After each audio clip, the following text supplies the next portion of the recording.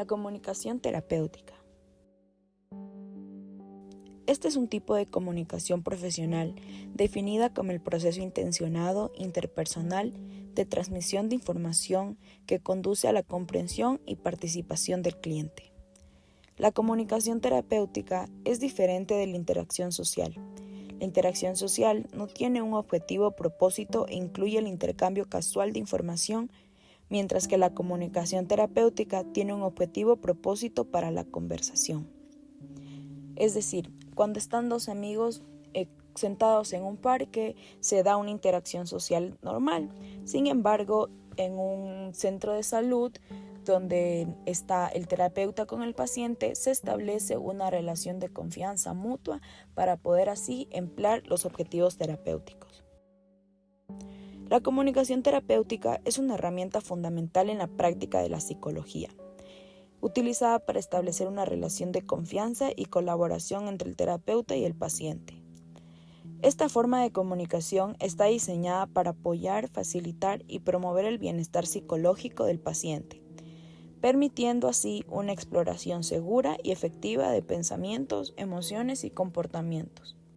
La comunicación se basa en 4 aspectos: el intercambio de ideas o pensamientos, la transmisión de sentimientos mediante el mensaje, la interacción más personal o social entre dos personas y más, componentes básicas de las relaciones humanas, ya que mediante la comunicación dos personas pueden entablar una relación y de esa forma poder entenderse. La Real Academia Española define comunicación como la transmisión de señales mediante un código común al emisor y al receptor, y comunicar como descubrir, manifestar o hacer saber a alguien algo, transmitir señales mediante un código común al emisor y al receptor. En el siguiente recuadro tenemos un poco más detallado de cómo es el interlineado de la comunicación. Primero tenemos al emisor, que es el quién. Después tenemos al mensaje, que es el qué dice. Luego tenemos el canal, cómo se transmite este mensaje, y luego tenemos el receptor, a quién se dará este mensaje o a quién llegará. Mediante este llegan por filtros y ruidos, y luego se procede a la retroalimentación para pasar al siguiente punto. Elementos de la comunicación. Emisor, quien toma la iniciativa de comunicar. Receptor, a quien va dirigido el mensaje. Núcleo de información, se transmite mediante códigos, cuyo significado interpretará el receptor según su experiencia y el contexto sociocultural. Código, conjunto de normas y símbolos, que sirve para transmitir el mensaje, ha de ser comprendido por el receptor. Canal, medio a través del cual se emite el mensaje, puede ser auditivo o visual. Contexto, situación en la que se desarrolla la comunicación, determinará en gran medida la interpretación que se dará al mensaje. Ruido, alteraciones que se producen durante la transmisión del mensaje. Filtros, interferencias, barreras mentales del emisor o del receptor, originadas por su experiencia. Retroalimentación, conjunto de informaciones que obtenemos de la propia comunicación que nos permite evaluar el proceso. Axiomas básicos de la comunicación. Es imposible no comunicar. Toda comunicación tiene un nivel de contenido y un nivel relacional. La naturaleza de una relación depende de las secuencias de puntuaciones de las comunicaciones establecidas por los comunicantes. Los seres humanos se comunican tanto digital como analógicamente. Todos los intercambios comunicativos son simétricos o complementarios, según estén basados en la igualdad o en la diferencia.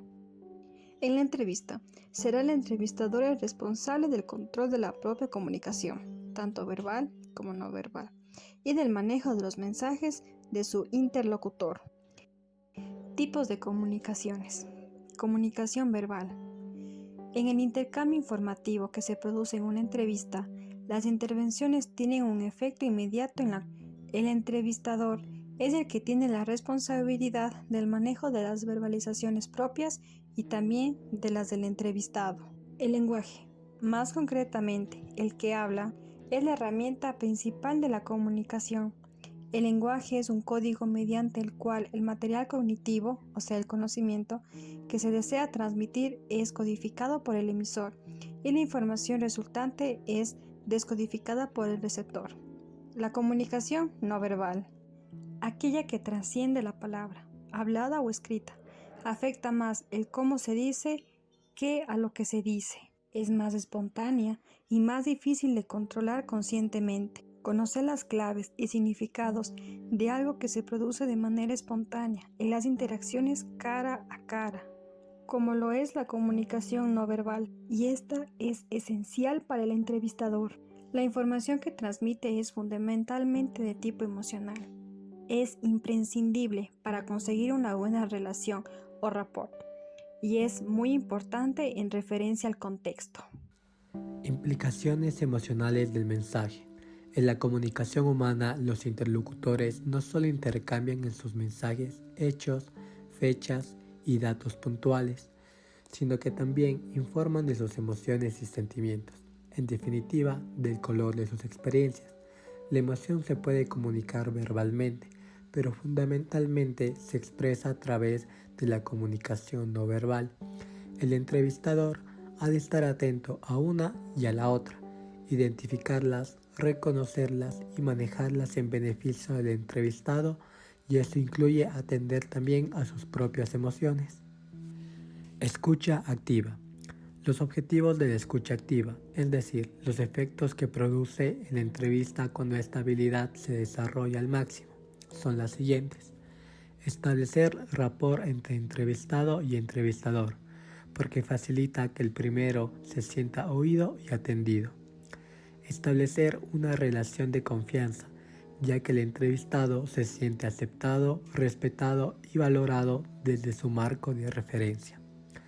Ayudar a que el entrevistado confíe y se abra a comentar sus dificultades y problemas al entrevistado. Mejorar la comprensión y exploración del entrevistado.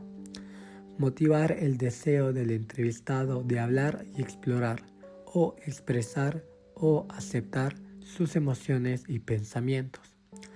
Motivar al entrevistado a asumir su responsabilidad en interacción y resolución de sus problemas. Puntos importantes para una buena comunicación terapéutica. Primero tenemos la escucha activa, que hace referencia a la atención y el interés, y también a evitar interrupciones como el celular, llamadas o estar constantemente en la computadora. Empatía, validar y comprender las emociones del entrevistado. Clarificación, hacer preguntas y resumir lo dicho por el paciente. Esto ayudará a que el paciente se sienta escuchado y también nos ayuda a nosotros a identificar si nuestra información está correcta. Evitar juicio, mantener una actitud neutra y no crítica. Uso del silencio, permitir pausas y no llenar silencio simplemente por llenarlos. Información clara y adecuada, brindar información precisa y verificar que el paciente la ha entendido. Asertividad, expresar nuestros pensamientos y sentimientos de forma respetuosa. Uso de técnicas no verbales como el contacto visual o la postura. Culturalmente sensible, ser consciente de las diferencias culturales y respetarlas, y adecuar nuestro lenguaje según el paciente. Existen factores importantes en el manejo de la comunicación terapéutica. Entre estos, establecer un ambiente seguro y acogedor para que el paciente pueda transmitir sus experiencias es muy importante.